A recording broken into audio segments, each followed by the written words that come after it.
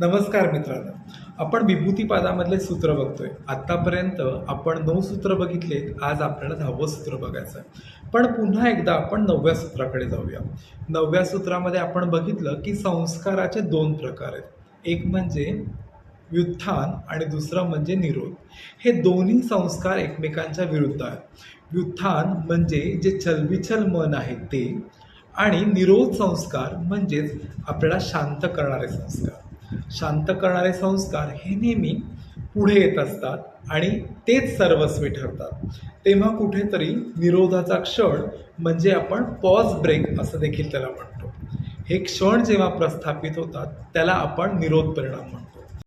मात्र इथे विचार करण्याची गोष्ट ही आहे की हा जो निरोध परिणाम आहे त्याचा आणि आधीच्या सूत्रांमधून आपण जे बघितलं म्हणजेच धारणा, ध्यान, समाधी आणि ह्या तिघांचा संयोग म्हणजे संयम ह्याचा काहीही एक संबंध नाही.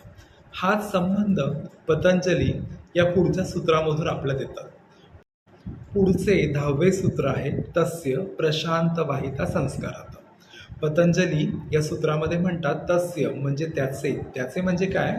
तर निरोध परिणाम, निरोध संस्कार घडलेल्या चित्ताचे प्रशांत वाहिता संस्कारात.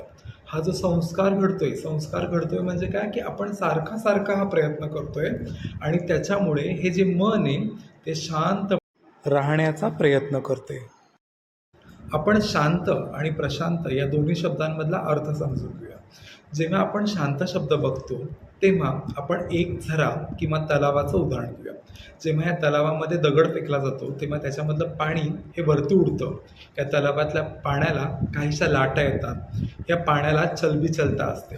मात्र हेच उदाहरण जेव्हा आपण प्रशांत महासागराचा घेतो, कितीही वादळे हो, कितीही मोठे वारे वाहोत, या प्रशांत महासागराचे पाणी हे अतिशय शांत असतं.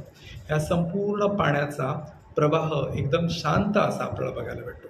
आपण आणखीन एक उदाहरण बघूया. जेव्हा एखादी नदी पर्वतावरनं तिच्या उगमस्थानावरती वाहते तेव्हा ती सुरुवातीला मध्ये येणाऱ्या दगडधोंड्यांमुळे रौद्ररूप धारण करते. मात्र हीच नदी जेव्हा सपाट पृष्ठभागावरून वाहते तेव्हा ती काहीशी शांत होते.